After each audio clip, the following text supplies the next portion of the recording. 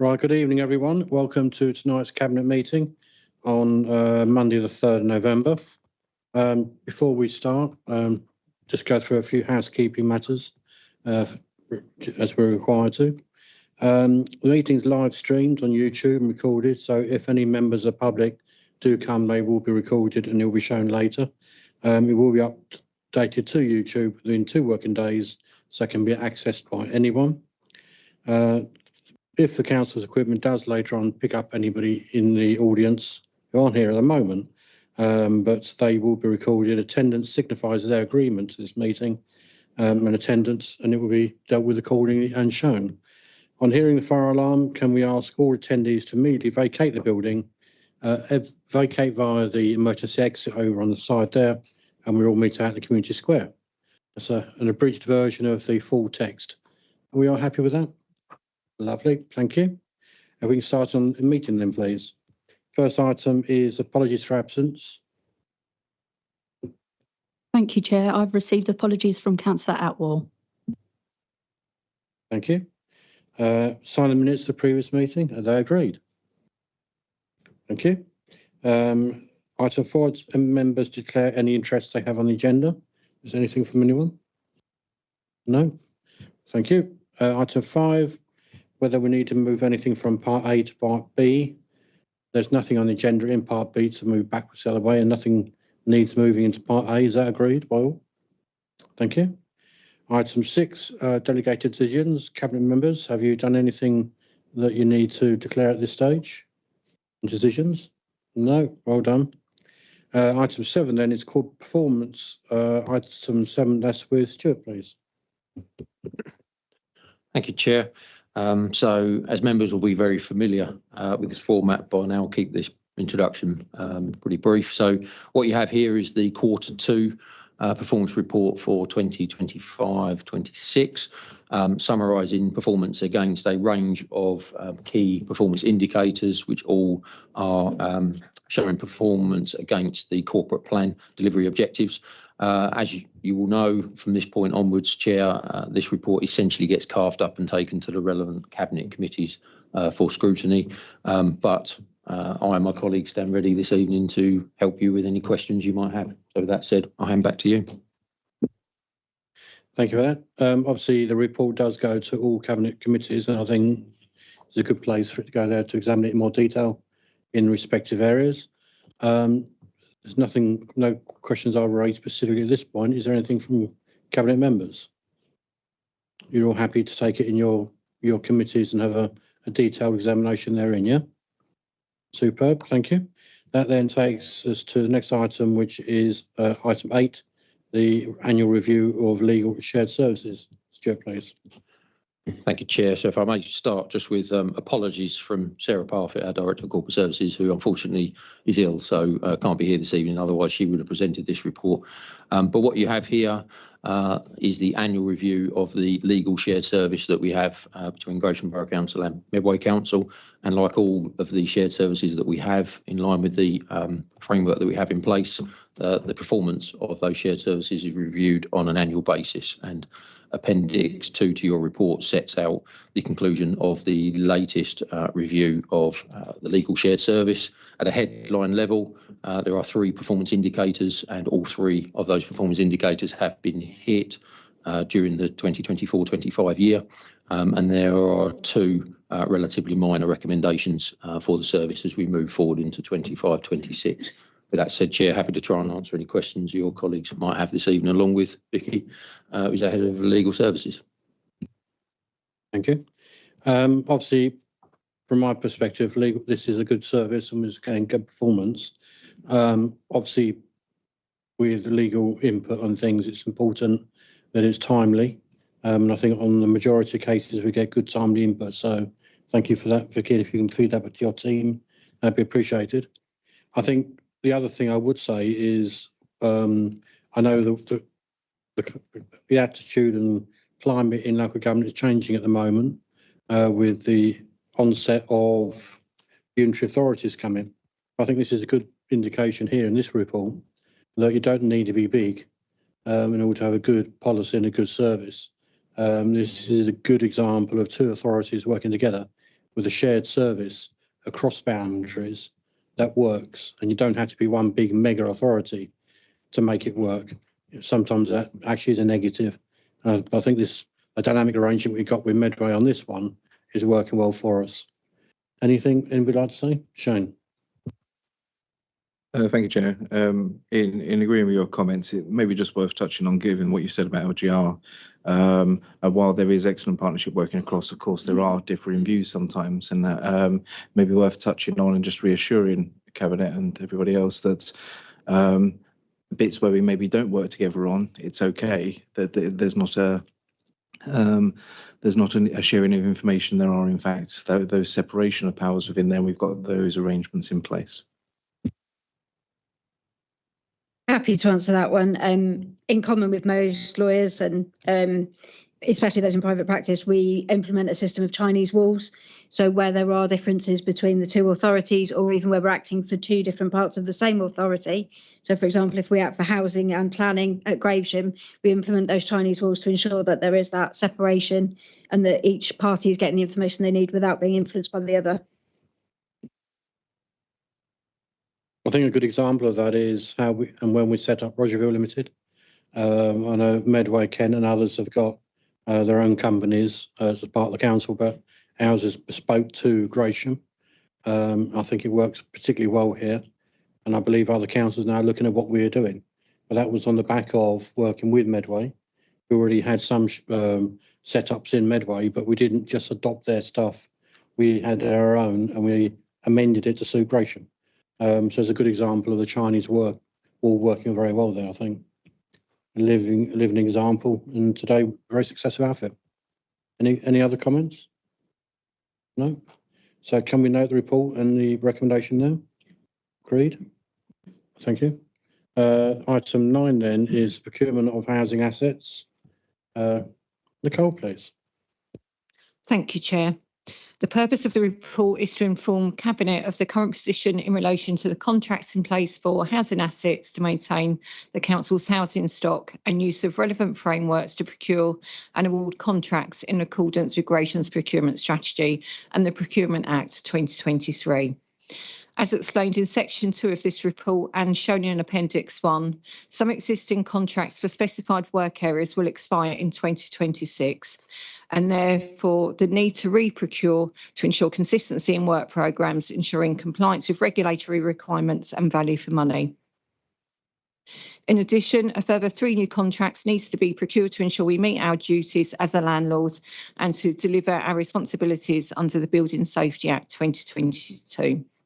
Therefore, the recommendation is that the Assistant Director of Social Housing, in consultation with the Section 151 officer and lead member, be given delegated authority to conduct the procurement process and award the contracts for housing assets using procurement frameworks by way of mini tender or direct award as outlined within the report. Thank you. Thank you, Nicole. I think the tenders we're going out for are indicated on page 55. Effectively items 2.11 through to 2.16, which to my mind recommend a series of relatively small contracts. They're not the huge contracts for building all the properties, but very key and important contracts for the housing tenants and the occupiers. The recommendation, I think, is a sound one. Any comments from anyone? Shane? Thank you very much, Chair. It's worth just highlighting 1.4 in the report, which talks about the South East consortium that we use to do this and reducing those entry barriers to small businesses. It's often refrained to us as an authority that small businesses sometimes find it difficult or perceive difficult to access how they get into the contracting services. And it seems the perception exists that it's whoever's in that subcontractor's little black book that will get it. So maybe we can just speak, if possible, through you, Chair, to how we make sure that local businesses in Gravesham, small businesses, even consultancies, it doesn't matter which small business, but how they access this, so it is not, if you will, the same people for the same things or somewhere elsewhere when we could have a really good local value business locally. Yes, so as outlined within the report, the dynamic purchasing system that the South East Consortium offer does make it far easier for small and medium providers to onboard. It's throughout the year as well, rather than sort of closed months as such. We've worked quite closely with the economic development team and also communications promoting this within the borough. There is some training that South East Consortium will be offering in the coming months as well for small organisations to help them with the onboarding process, and I'll work with communications to ensure that that is widely promoted. Karina, and is it your area? Would you like to say anything? Yes, thank you, Chair. I just wanted to reiterate really what you said, that this isn't about like gaining houses as assets, but actually procuring work on those assets. And it's usually quite a small amount of money. So I want to clarify that. Thank you. I think picking up on the point that Shane made earlier as well, I think it's good to see that as a council, we use or trade locally with a lot of our local businesses.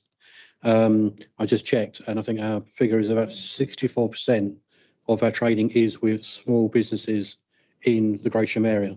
So I think that's something we should be very pleased about. We can always aim for more, obviously, but a 64% is probably better than most, and I think it's something we should be proud of. But that is for local people, local businesses, local employment. So that's a good thing. Any other comments? No, just looking around. No, can we note there in the report and accept the recommendations? Agreed. Thank you. That then takes us to item 10, social housing changing landscape. Thank you, Chair. So the housing management team has been developing a paper over the last few months, which hopefully provides Cabinet with a high-level overview of the legislative changes that have taken place within social housing over the last 40 years and the impact that's having on local authorities. This paper is purely intended to be a contextual summary and does not reflect our current priorities, service commitments, or impact in the way that we engage with our tenants. The social housing landscape has undergone the most significant change in history, shaped by national policy, tragedy, and increased regulation. As a landlord of over 5,600 homes, there's a considerable amount of pressure on local authorities, including rising costs, building safety requirements, and an ageing housing stock, just to name a few. This evolving environment requires a renewed focus on quality, compliance, and customer experience, ensuring that housing services are not just safe and well maintained, but also responsive and built around the needs of our tenants. I'm going to pass to Kerry now, who's the head of Housing Neighbourhoods, who will outline some of the principal changes from 2010. Thank you, Vic. So some of the key changes that took place between 2010 and 2020 were in 2014, the Antisocial Behaviour Crime and Policing Act was introduced to streamline the tools and powers available to frontline agencies in dealing with antisocial behaviour. This included a replacement of ASBOs. And then in 2017, the tragic Grenfell Tower fire unfolded in West London, claiming 72 lives and leaving over 70 injured. After Grenfell, the government launched sweeping reforms of building safety regulation, particularly for high-rise and multi-occupied buildings. And then following this, in 2018, the regulator of social housing was set up to regulate registered providers of social housing, and we currently await inspection. I'll now pass to the head of assets, who will continue with the changes that followed.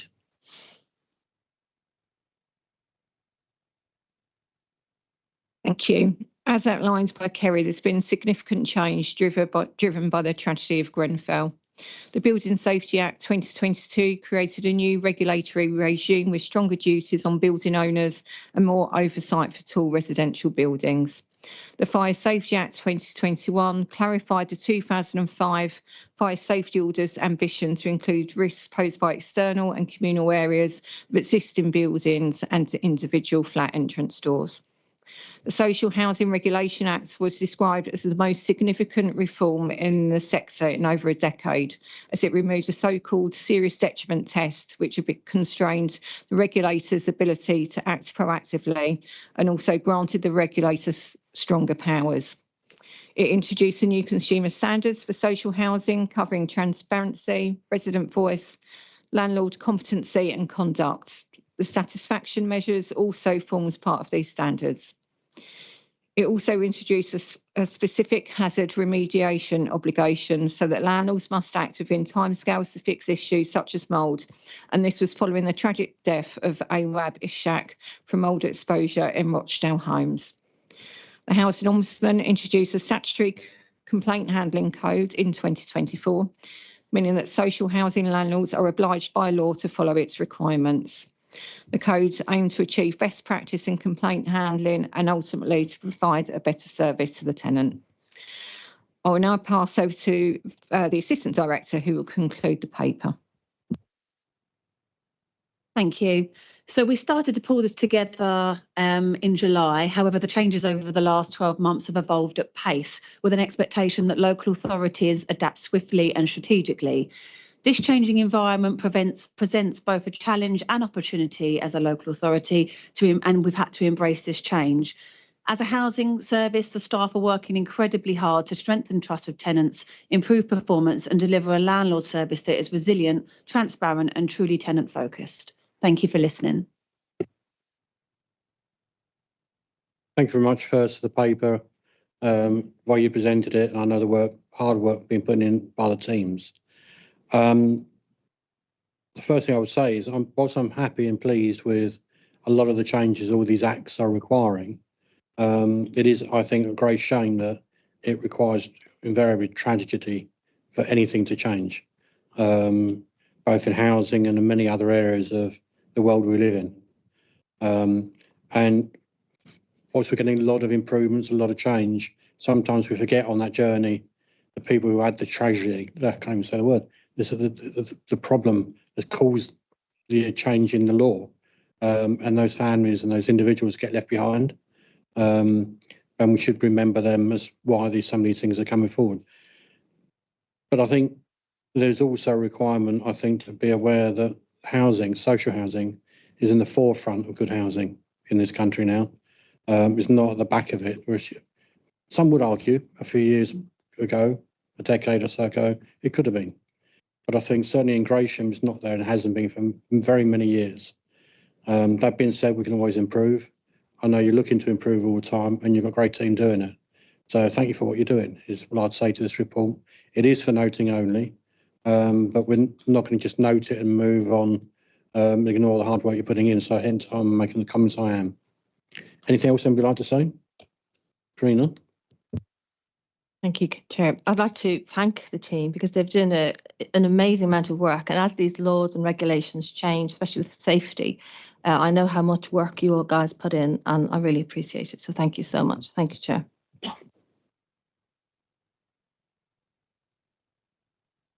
Thank you very much, and thank you for the quite comprehensive paper. And I think, you know, as the politicians knock the doors, we can see where some of the issues that have regularly come up are featured in here, and you know, pointing out the antisocial behaviour work.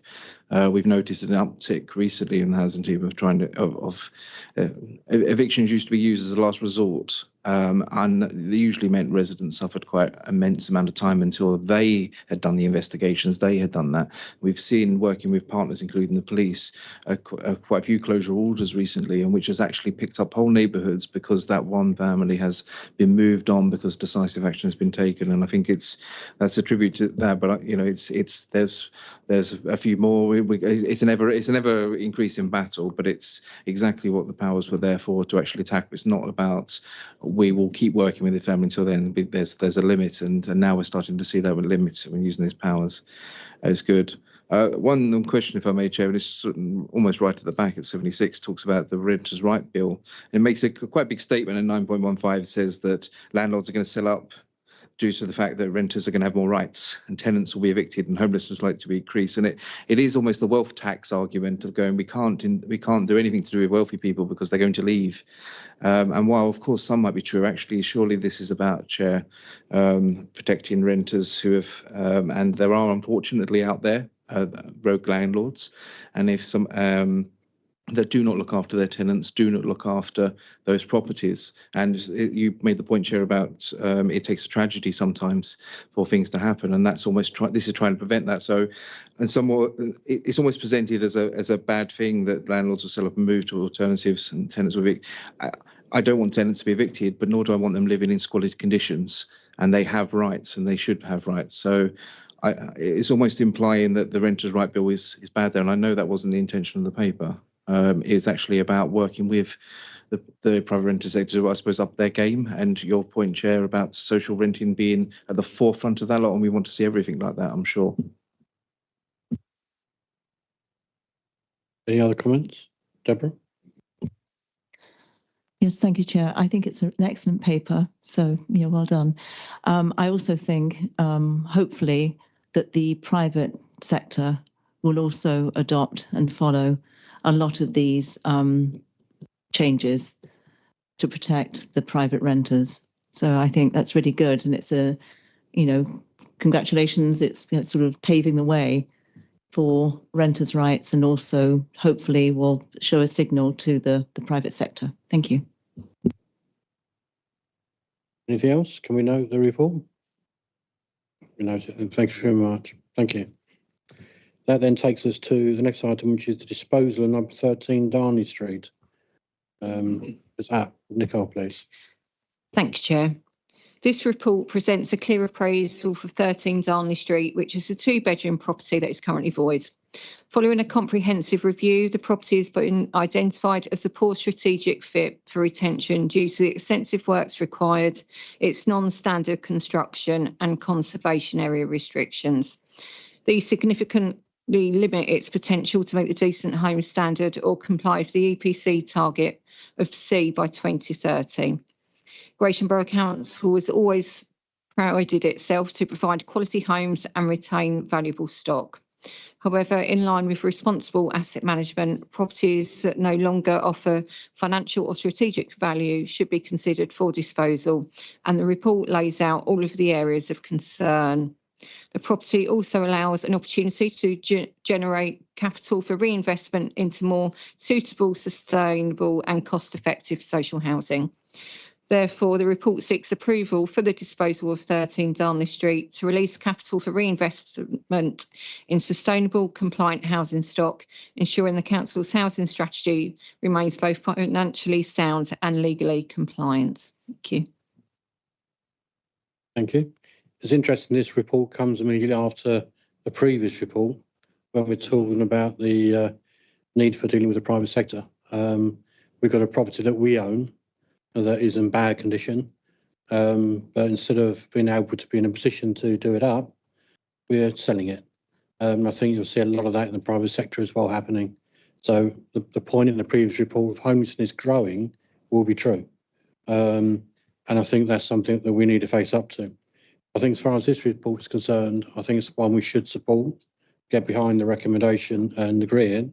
One thing I would, however, say is on the recommendation, whilst you mentioned it in your introduction and it's touched on within the report, I want to be clear in the recommendation that the value of the sale goes into the HRA account to buy another property. It's not to be lost into repairs, maintenance, staffing costs, other worthwhile things to be doing. I want to see a like-for-like, not like-for-like, but a property replacing a property, not just spent on other assets, but I want to see a unit coming back for the unit we're selling. So I want that added into the recommendation and tie that funding that we see in very clearly to that outcome. Are we comfortable with that? Yeah. Right. Subject to that change, the recommendation, we all happy? Thank you. Let's agree with that. So that's good. Item 12, counter fraud and corruption strategy with you, James, please. Thank you. Yes, the counter fraud and corruption strategy was last approved by Cabinet in 2022 and is subject to annual review, although it only comes back to Cabinet if there are substantive changes. This year there have been significant changes, although these changes are more about the appearance of the document rather than the message and the content. The new Economic Crime and Corporate Transparency Act 2023 introduces a new offence of failure to prevent fraud. Now, this offence is committed if a fraud is committed by an employee or an associate and the organisation benefits either directly or indirectly as a consequence of that fraud. Now, the only defence is to show that there were reasonable prevention procedures in place, and this strategy sets the tone from the top in relation to fraud prevention at Gravesham. The changes to the strategy are to make it much clearer to those who need to read it, and includes a dedicated fraud response plan. Previously, our response was incorporated into the main body of the document, which made it very long at 15 pages and not abundantly clear. Now, separate to this, we have undertaken an assessment against the Home Office guidance to review the strength of the Council's fraud prevention, should it ever be required to defend itself. Now, this was positive, and we have agreed some recommendations with management team, which are aimed at enhancing what is already in place, and the much clearer response plan is more in line with the expectations of the Home Office guidance relating to failure to prevent fraud. That's all I was going to say by way of introduction, but I'm happy to take any questions members may have. Thank you. Obviously, the recommendation is clear that we need to accept your paper as submitted. I think it's the right thing to be doing because we've got to make sure we're very rigid on this area. Are you happy that when we accept this, it will be rolled out to all staff so they fully understand both their duties and other people's duties and your position to monitor it in that sense, and all staff will buy into it? Yeah, the plan is that once if this is approved by Cabinet this evening, the plan is that this will be rolled out to staff via the new Meta compliance platform, which means it will go to all staff and they will be required to read it. That's something we haven't had in the past. It'll also be going on the Council's website because it is a publicly available document as well. I'm used to seeing those platforms where you can go through them reasonably quickly. I'm quite a speed reader, fortunately. But I'm one of those characters who, when I have to do these exams on the pass on the grades for various external bodies, I tend to do the questions before I read the text, because I can then pass quicker. Are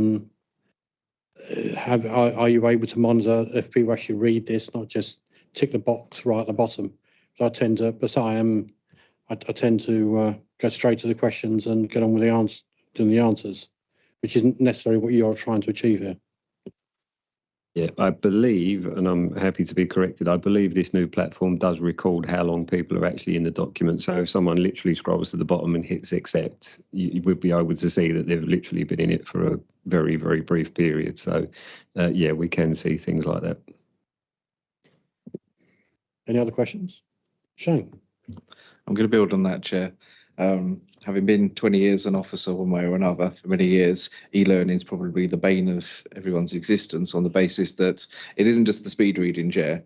It almost protects the organisation, but doesn't actually promote necessarily a lot of understanding that some other things done. I think this is one of those where understanding is probably required. So while a bit of e-learning might help with sort of saying that everyone's approved it in the council, how do we make sure we're capturing the understanding of it rather than the perceived potential element tick box exercise, which is what you were saying? Yeah, if I may, Chair. Obviously, separate to this, the counter fraud team do offer fraud awareness training to staff, which is aimed at obviously building upon what's in this strategy. One of the recommendations that we took to management team as part of our recent review for failure to prevent was also about potentially invested in some digital fraud awareness training that we can roll out to staff as well, again to supplement what we've already got in the strategy. So we are putting things in place to go beyond just a policy to read. Anybody else? Karina? I think I'd like to agree with Shane there, because I think maybe is there going to be like inset training or anything like that, like face-to-face training as well? I'm just wondering, because I think fraud has such a detrimental effect on the finances and also the morale of colleagues and staff and, our residents, if they feel people are being fraudulent and getting away with it. So I think it's very important that there's eyeball to eyeball as well, so people can really, grasp the underlying, it's a moral thing. And we've got an ethical duty as well as just a sort of corporate duty. Yeah, so we do, as I say, we do offer sessions on fraud awareness training. What we've started for Gratian, certainly we've run one session already, and we've got another one, I think, in the next fortnight. So we've started running sessions for managers. So although this is via Teams, it is a face-to-face the discussion, as it were, online. So we're training all managers. The team offer fraud awareness sessions to services as well. So they'll go out to team meetings and do sessions purely on the types of fraud affecting housing, for example. So they'll go and discuss service-specific frauds. We're trying to get a recorded session for members as well, if I can ever find the time to record that.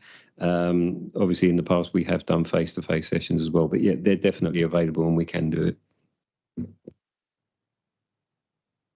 Deborah? Thank you, Chair. Is this something that could be rolled out as part of an induction process when new staff members are coming on board? Thank you. Yeah, that's also something we've discussed with HR. So as I say, we plan to get some digital awareness training in, because that's going to increase our reach. Obviously, I've only got a very limited resource, and running enough sessions to catch all staff can be quite difficult. So we're going to hoping to get the digital platform in to give us that increased reach. But then, as I say, we will supplement it with face-to-face sessions as well. It does seem like it's going to be quite an extensive rollout, using various media to do this. So that's a positive thing. Are we happy with the report and the recommendation? You all agreed? That's it. Thanks very much. Thank you, James. That takes us then financially into item 13, the general fund. Pat, please. Thank you, Chair. Beginning on page 109 in the report pack, this is the general fund's Q2 budget monitoring report, focusing on the period to 30th of September. In addition to noting the report, it also seeks approval of the externally funded Pride in Place projects to be added to the capital programme worth £1.5 million over the course of this year and next. Starting with the usual short executive summary, which can be found on page 110, and then moving on to the summary table on page 111, you will see a projected favourable variance for the year of £389,000, and this compares to £257,000, which was reported at Q1. The summary position for working balances can be found in the table at the bottom of page 118, which shows the year-end position of just over £2.9 million. This is made up of the £2 million of minimum general funds working balance, plus a balance of £0.9 million on the additional general funds reserve. The overall reserve at the end of the year is therefore predicted to fall below the recommended level of £3.25 million, albeit by a lesser amount than was anticipated at budget setting in February 2025. The medium-term financial plan, which can be found at Appendix 1, shows that the working balances, excluding the £2 million minimum reserve, will be extinguished during the 27-28 financial year, and this was previously forecast to occur during the 26-27 year as part of budget setting. Key improvements that come out of the balancing budget activity, which have helped, can be found in the table at the top of page 117, and this section also contains a summary of the £1.7 million worth of identified activity that is currently being considered. The table on page 118 sets out the movements in general funds earmarked reserves for the year, and this indicates a net decrease of just over £2 million, with the year-end position expected to be just under 12 million. And lastly, in the report, moving onto capital at page 120, the table there sets out the general funds capital programme, with expenditure for the year amounting to £16.7 million, compared to a total working budget of £37.1 million. And the key projects here being the charter at £25.7 million, spend associated with disabled facilities at £2.4 million, and the new leisure centre at £1.9 million. And I'm happy to take any questions or comments. Thank you. I think the first thing I would mention is, as you report the Pride in Place funding, I think it's really good that we've got this now come through to us. It's money that has been given to us and a number of authorities in Kent, and in our case it was in part due to the hard work of the MP who got it brought integration for us. We will be spending that money wisely over the 2-year period it's due to be spent in, and I know ideas are coming forward that will deliver against those 3 bullet points. So I think it should be a good little programme to make the life and the place better in Gratian for residents of Gratian. The rest of the report has obviously the standard positive and negative cash flow issues on various headings, but I think we're generally in a good place as far as the general fund is concerned, and the work of your team's appreciated. Any other comments? No? Are we happy to note the report and recommendations that are in there? Agreed? Thank you. That then takes us to the item 14, housing revenue budget, please. Thank you, Chair. The Housing Revenue Account Budget Monitoring Report for quarter 2 starts on page 131 of the agenda pack. There's the usual short executive summary on page 132. As at the 30th of September, there is a forecast overspend of £513,000, as can be seen in table 1, paragraph 3.2 of the report. This will need to be met from the HRA General Reserve unless it can be determined whether this can be offset within the existing budget envelope.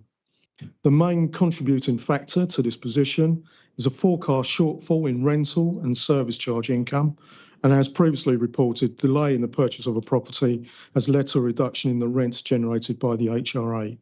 This position has been compounded by an increase in the number of properties forecast to be sold under the Right to Buy scheme, following the government announcement to change the discounts available to tenants, which has caused a surge in the number of applications. And these two factors mean an adverse variance of £285,000 is reported against rental and dwellings.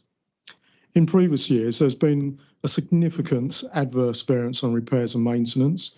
I have to say that significant effort was made at budget setting to ensure that the budgets were set at an appropriate level to meet the demands of the service as it responded, as we've already heard, to continued significant demands, including damp and mould, new consumer standards which have been introduced, and government's commitment to improving social housing. In quarter 1, a favourable variance of just £4,000 was reported, and this has since increased to a favourable variance of £51,000 in quarter 2. The adverse variance on service charges has increased in quarter 2, and there has been an increase in caretaking costs due to the use of agency caretakers to cover vacant posts. A decision has been made to absorb costs above the in-house salary costs rather than passing these costs onto leaseholders in the current year, and this results in an additional adverse variance of £62,000, taking the total adverse variance on service charges to £439,000. There is an overall nil variance on capital finance, but within this budget heading there are some significant variances. External grant monies from social housing decarbonisation funds and the local authority housing funds. These grants were not known at budget setting and therefore generate a combined favourable variance of £1.5 million. In addition, it is anticipated that the council will be reimbursed £1.2 million from its insurers, Zurich, to cover the cost of repairs at Rose Street following a fire in August 2023. And these two favourable variances are matched by an equal adverse variance as a result of applying this income as expenditure to finance the capital programme. Based on the variances identified as at the end of quarter 2, the HRA is anticipated to retain its £3 million working balance, and the HRA General Reserve balance is expected to reduce to £1.24 million from its opening position of £1.75 million, and the HRA Priority Reserve will reduce from £500,000 to £351,000. Happy to take any questions or comments. Thank you. I think obviously the report, thanks very much for that generally, but just picking up on one item you touched on, Rose Street. We're getting £1.5 million insurance back on our assets there. Does that cover the private sector ones as well, or will their insurance companies pay for those? That when we come to rebuild that whole stretch of damaged property, they'll get done at the same time? Or are we buying out those private sector ones within that 1.5 million? That's not something I actually know, and I would need to come back on that one. I don't know if that's come to you at all, Stuart. If I may, certainly at the time when the fire occurred, the private owners were dealing with their own insurance company. So my understanding is that this just covers our own properties, but we will check that and feedback outside the meeting, Chair. Because I just think there's quite a tight amount of money if it was a more expensive work than just our own properties to deal with. So it sounds good until you start spending the money on repairs and rebuilding. That was my thought. Any other questions? Karina? It's more a comment really, Chair. I'd just like to say there's 744 houses that are either being delivered or under construction or under planning, which is really favourable. Thank you.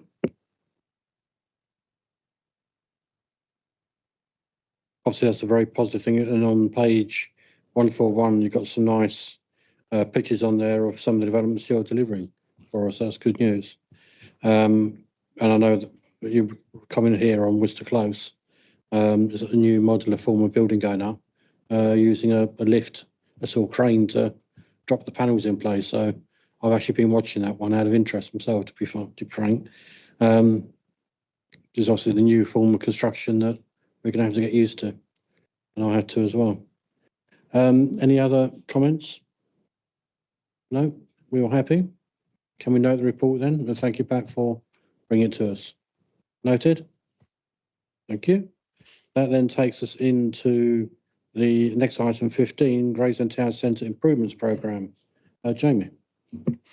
Thank you, Leader. The report before you seeks approval for receipt and expenditure of £3.49 million of external grant funding to support a programme of activities across Gravesend Town Centre.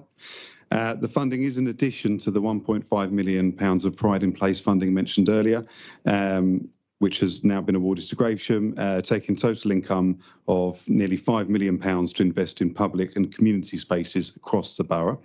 And of course, we have the £17 million of funding already received or confirmed for the Cascades Leisure Centre, which is also referenced in the paper. And just to confirm that we are in a pre-construction services agreement with a construction partner, and we should be commencing some early demolition works in the new year, and hopefully entering into the full contract for that full project. But today, this report focuses primarily on the £3 million of local regeneration fund income, which used to be called Levelling Up Fund. So it's now Local Regeneration Fund, and that's of £3 million, and £490,000 that we've received from the Lower Thames Crossing. I think it's important to mention that the local regeneration funding is predicated on delivery of the following outputs. That's 374 jobs, 6,497 square metres of improved retail space, 2,900 square metres of improved green or blue space, 1,000 square metres of floor space being rationalised, and finally 3,150 square metres of public realm improved. The proposed projects that sit within that programme of £3 million are included in the report at section 1. But Leader, would you like me to speak briefly about each of those projects that we're looking at? If you could just briefly, because obviously I know a lot of works could be done in all of them yet. That's correct, yeah. Taken forward, but just a brief outline of what we're doing, please. Sure. So we're bringing this forward at a programme level. The projects that we're proposing are included in the report, but we are asking for a delegation to work up further detail at project level. They are not all at the same stage, because we have managed to do some preliminary works such as feasibility and design work on some of the projects through UK Shared Prosperity Funds. But I'll start with the first project within that £3 million. That's St George's Centre Community and Workspace, which provisionally has £1.27 million allocated to it. So it's the largest project in the programme, and it's where we will deliver the majority of those outputs I just referred to. And this is core to the funding bid for LUF, which was to deliver a hub and spoke model, Cascades being the hub, and then ideally having a number of spokes across the borough. And this project would help deliver that spoke in Gravesend Town Centre. In addition to delivering community facilities and services, the project will create flexible event space, We would also provide additional affordable studio and small business space using tertiary space on the deck of the centre, which is currently unused, and that would be made available to a range of organisations. We would also support funding for the relocation of existing play facilities within the centre and the creation of an additional accessible play area at the rear of St George's Centre in St George's Gardens. The resulting uses in this project will help bring additional footfall and vibrancy to the centre, as well as simplifying access to skills, health and wellbeing services for local people. I will be quick on some of the other projects. That project is in its infancy, so we are, if given approval today, going to take forward some further design and feasibility works, which we can report to you, Leader, and get sign-off as agreed. The next project is around public realm between King Street and New Road. That's allocated around £500,000 from the Luff pot, and that also includes some feasibility works to look at the public realm and the road along the river. That's going from West Street all the way down to the bottom of Harmer Street. That will include a number of initiatives such as new street trees, new benches, planting, digital totems, and areas for businesses to spill out on in terms of seating. We will also be supporting some further works to the St Andrews Gardens re-landscaping, which have already commenced at the top area, and the funding from Luff would allow us to continue those works on the lower area of the gardens. There would be around £100,000 towards Town Square public realm improvements, and that would include introducing new seating, new lighting, potentially planting and public arts in that key public area. And then finally, from the Luff funding, we will have 150k to support the St Andrews Arts Centre improvements. That would include providing adequate toilet facilities and kitchen facilities, which it doesn't have at the moment. So that's effectively the £3 million programme. I did just want to mention as well that we've got 60k in there to support programme administration, and that'd effectively be towards the staffing and a programme management software which we'll be using for this programme. So 60k is in there for that. And then very finally, and I'll stop talking, the LTC funding was awarded to us in lieu of us not receiving designated funds from LTC following a number of bids. They did, however, agree to support the following projects. So these projects are specified in the grant funding, and that's improvement to St Andrews Gardens, improvements to the greenery around the Station North exit at Gravesend Station, public realm improvements along King Street, New Road and the Riverside Street Link, and then finally improved wayfinding across the town centre. Obviously, there's a lot of money being spent in Gresham, in the town centre area, and that's always welcome, but £3 million is a lot. However, it doesn't go very far when you start spending it in such a vast area of work. But I think the degree of improvement, hopefully we will see across the piece, will be well worth it. And I think we need to do everything we can to revitalise our town centre. We need people back into Gravesend Town Centre. It has got fabulous character, and it is extremely vibrant. It's actually quite vibrant now, but we can always be better. It needs to be better, and we need to encourage good traders coming back in. I think we also need to know that a lot of the funding is very prescriptive on how far we can spend the money within a sort of very core area of a town centre itself. And the money from the Lower Thames Crossing, LTC, also has been prescriptive on what we're spending the money on. So within the context of doing that, I think we've got quite a healthy, good programme. Obviously, I'm looking forward to some of the detail coming back in due course, and I'll look at that when it does come. But on the whole, I think a very good report, one that we should be supporting. Any comments, observations? I saw Karina first. Thank you, Chair. I think some of the drawings are actually really beautiful, and it looks really, really positive and lovely green spaces. One aspect I'd like to inquire about is the wayfinding, 110,000. Can you just speak to that, please? Thank you, Chair. Yeah, certainly. The primary spend in that budget line was initially going to be allocated to digital totems, as we call them. So effectively large screens that would provide information around wayfinding around the town centre, but also could include information around local events, local businesses, and of course information around tourism offers, etc. There's also potential for those screens to be interactive, so effectively you could have a smaller screen which would include the Visit Gravesham website, so you could navigate around that and find out information across the town.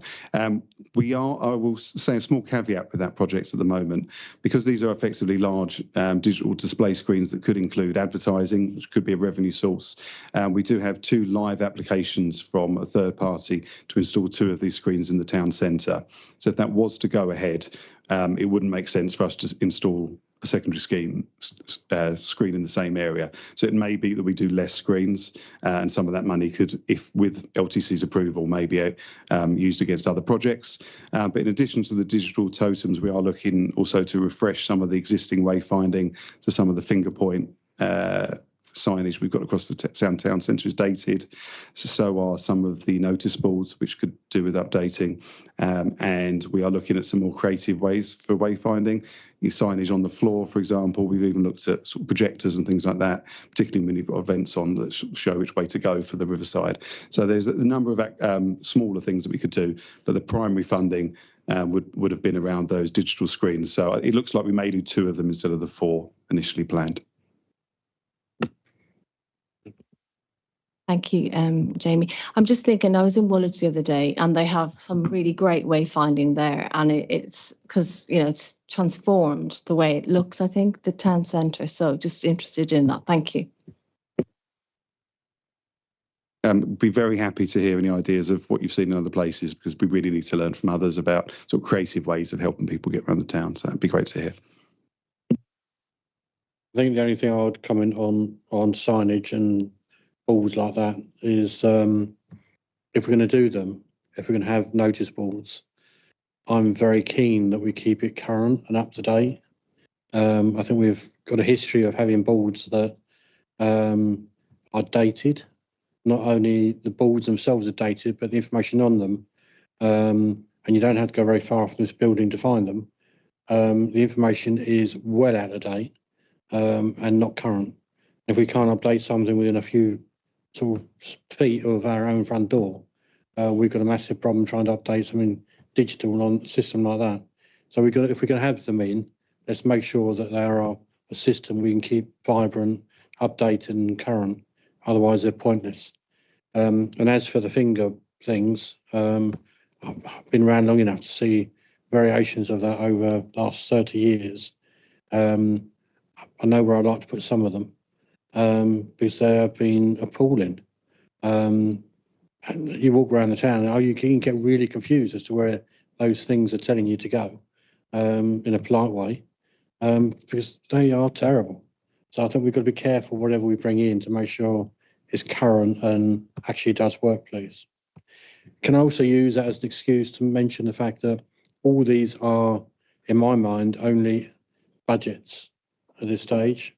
1 or 2 might need a little bit more money in from the pot to make them vibrant and work, such as the directionally finding one of 150,000. Other elements may be over provided in the budget line. So I think if there's movement or flexibility around it, we will use that flexibility to spend the money. And if there is a possibility of extending the work within the strict confines of the budget we've got, from the top end of King Street towards the clock tower, not necessarily too as far as the clock tower, so I think that's outside the area, but within that section of road, if we can do something to improve the passage into town and the shopping around that junction area, if we've got spare money, we need to look at doing something with that as well. So if we can bear that in mind, please. Anything else from anyone? Shane. Thanks, Sharon. I think your point at the end there is quite pertinent, and it has it on 1.12 that there's still a significant amount of work to be done on this paper. It's not anywhere close to being ready. I think on some of these projects, because I think I'd be curious to have a bit of assurance on a couple of bits, and one being there's sort of an assurance in here that I want to tease out about businesses have said this is what they want. And be really, because it said we've engaged and we're a listening council, so I want some assurances that businesses have said these projects are what they want in order to improve the area. Because we've done other work engaging with businesses, and I'm thinking of the King Street New Road gate to gate items, which you know, I hold this view that if we're doing improvements to the road, we should be invoicing King County Council for that, as they are. They often quote us, they are the Highways Authority. So if we're doing their job for them, I want some money back for our budgets here. But it's okay improving this and listening to what the officer said about spilling out onto the street and having a nighttime economy. That's got to come with additional facilities to tackle the issues of the bikes that constantly go through there, the cars that go through it late at night and cause additional traffic problems around there. It's okay then if we're making this look good, but if it doesn't come as part of a package, Chair, we need to look at that. And I think that's why I'm heartened by the fact it's going to come to you for further work, because as it stands at the moment, it's a very lovely design, not quite in keeping with our design guide, but it's a lovely design, but it is something that without the package doesn't really doesn't meet the requirements. It'd be good to hear if the businesses have been involved in this as a listening council, and how do we make sure that we make a package of this so it isn't just I suppose a facade of work rather than anything else as well. I think Jamie obviously can come in, but I think Deborah also, you've been heavily involved in this. Do you want to say something?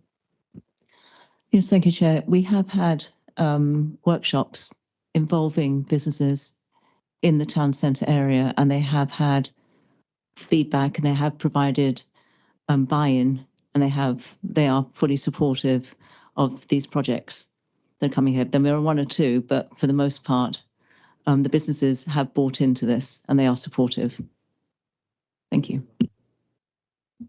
Yes, just to elaborate on that, we've had 3 workshops with businesses, and that's allowed us to work iteratively along these proposals, including narrowing them down, an initial long list. So a number of businesses across the town centre, also other stakeholders like KCC and other town centre representatives, the local MP have all been invited, and obviously Deborah as the portfolio holder.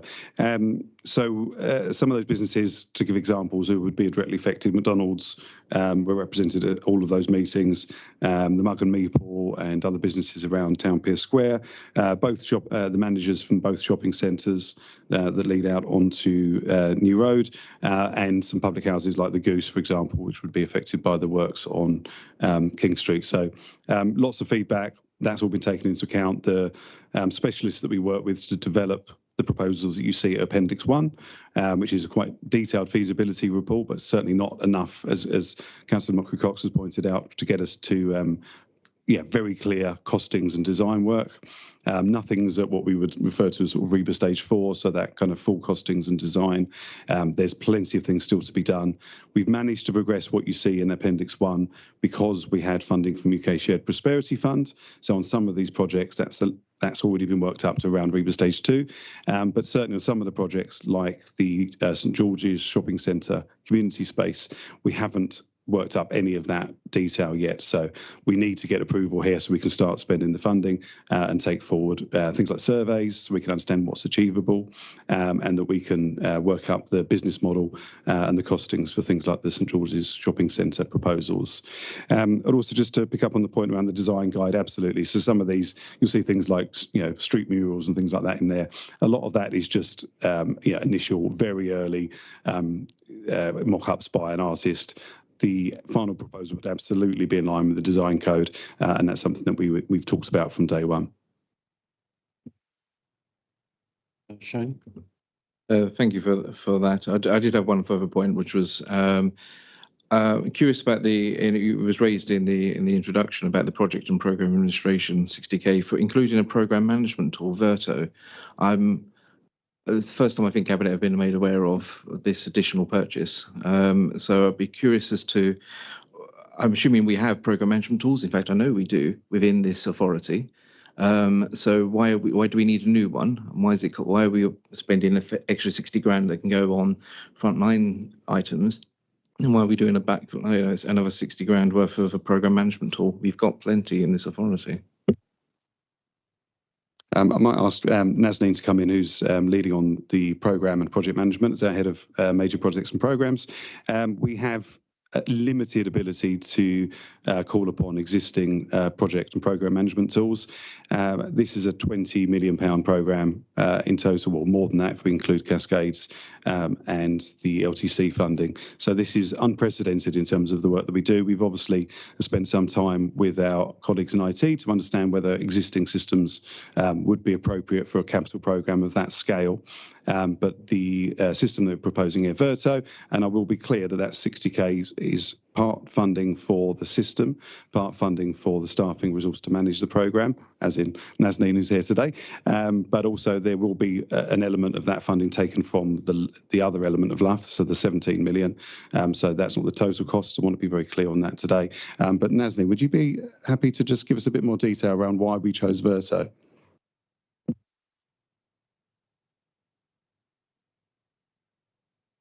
A paper was taken to management team, and that can be shared if it's possible.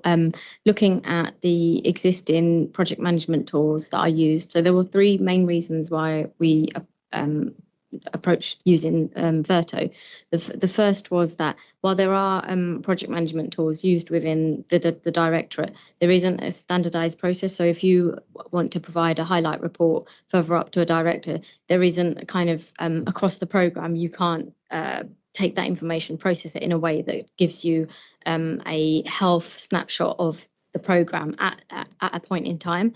That was one of the reasons. The second was that a lot of the capital projects have got stages, as Jamie mentioned, in terms of whether it's REBA stages, they have gateway approvals, they're moving projects, and so it allows you to capture that information as the project is progressing. So, for example, if there are changes in milestones, it will track that rather than it being a kind of a point in time. So you can look at the progression projects. And the third reason, I think some of the monitoring that's required from government for Levelling Up Fund, UK Shared Prosperity was similar. The systems that we had within the council, we felt did not meet the requirements to capture that information and to provide that update. So things like RAID logs, risk registers that capture the current, for example, current score, risk score, the mitigated risk score, what those mitigations mean in terms of capturing actions for different members of a team.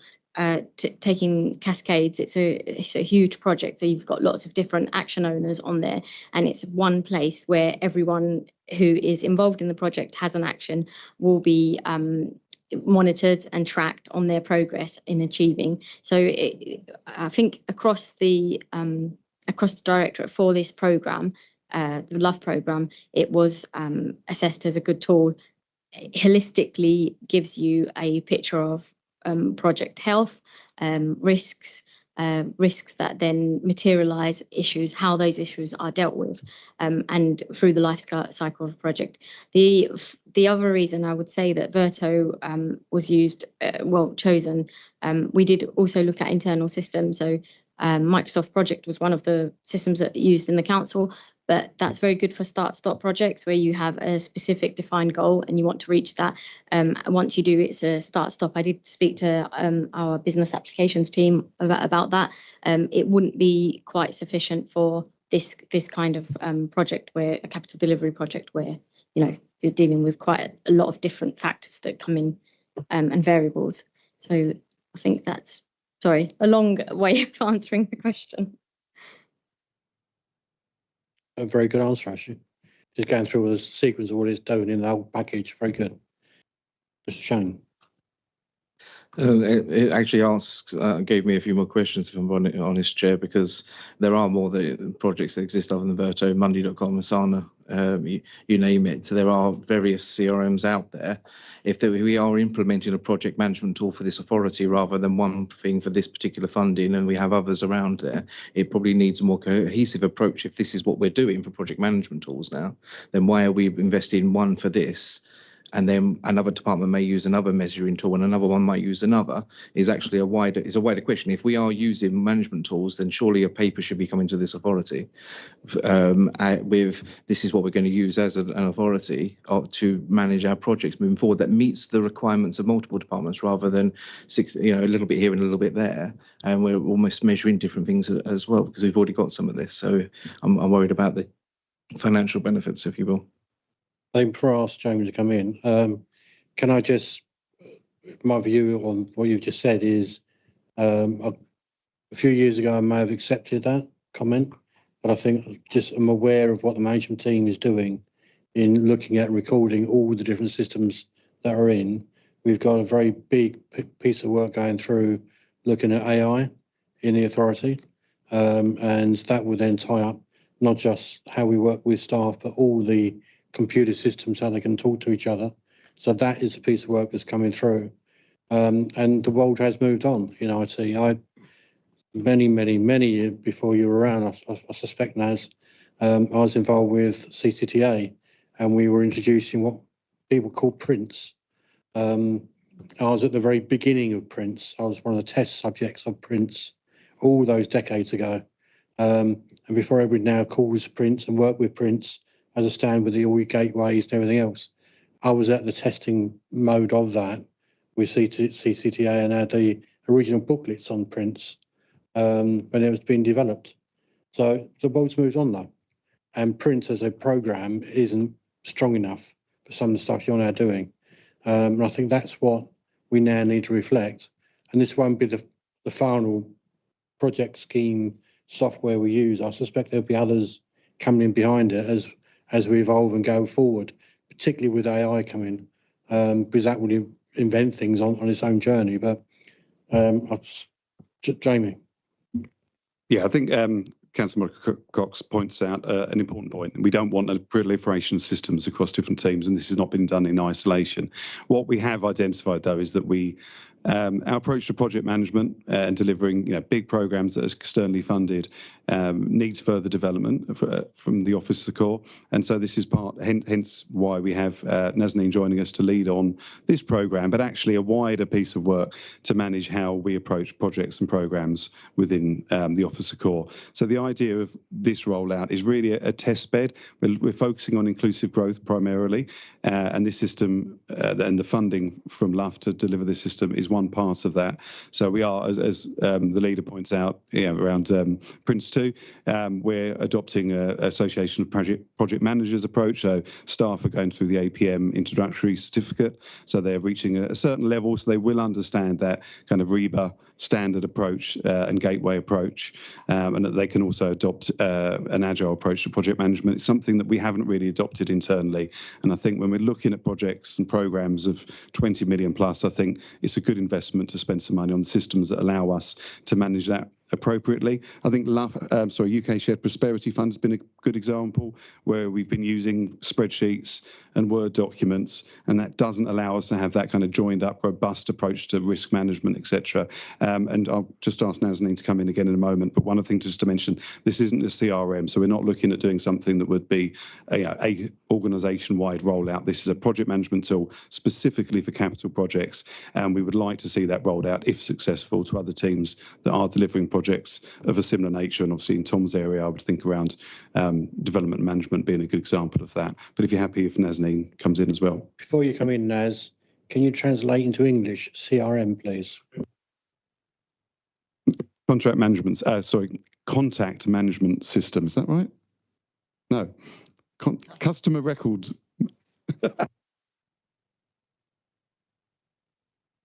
Customer relationship management. Thank you, Pat. Just to also to that, so I know Asana was one of the tools that we looked at alongside Verto, alongside Smartsheets, and MS Project.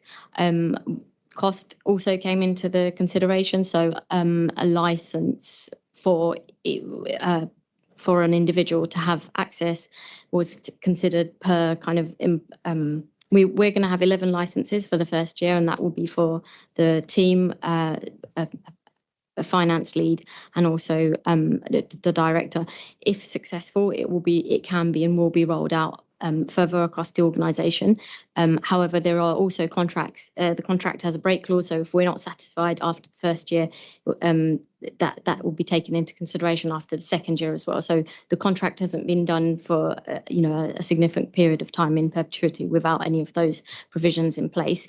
The other thing I would say is one of the things that sort of leaned us more towards Verto was also because Kent County Council have used them and have been using them for a period of time. So that was another consideration that led us to choosing them. You're doing very well there until you talk about Kent County Council. I think it collapsed, that argument at that point. But that being said, Stuart, you say something? Yeah, thanks. If I may, I think this whole debate is probably an illustration where we are victims of our own success, if I may say so. The reality is we have had huge successes in recent years in raising the profile of this organisation and generating significant sums into this area, tens of millions of pounds. And it may shock some people in this room now to know that this organisation turns over somewhere in the region of £250 million a year in terms of feeding those projects that we have on the go, be that building housing or delivering new leisure centres or rolling out local regeneration funding, as it's called now across the board. You can look for our budget monitoring reports. The reality is we're in a completely different territory now to where we used to be, and we need the relevant systems to properly manage that. And that's what this debate is about.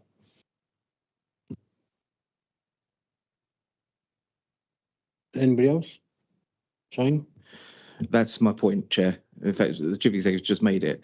Why go for this when we actually, if we're going in, exactly my point there, we're getting a system that a few people can use. If the system, if the council requires such an investment, and as you quite rightly said, it failed at the last minute, going KCC use this, that they don't. They've got 500,000 systems, and I worked for KCC for 20 years, one way or another, so I'm fully aware of what the systems they do and do not use. It is one part of the system used. If we are and require this, albeit it is very dashboard and scorecard heavy, and sort of requires a manager and a manager and a manager to all interpret the data. If we're going to do this, I'd rather we do it properly rather than sort of an appendix to a report somewhere. I think to be frank with you, I'm not so bothered about this particular element because we seem to be getting bogged down in a little bit of software, probably tens of £1,000s, whereas the programme of work is £3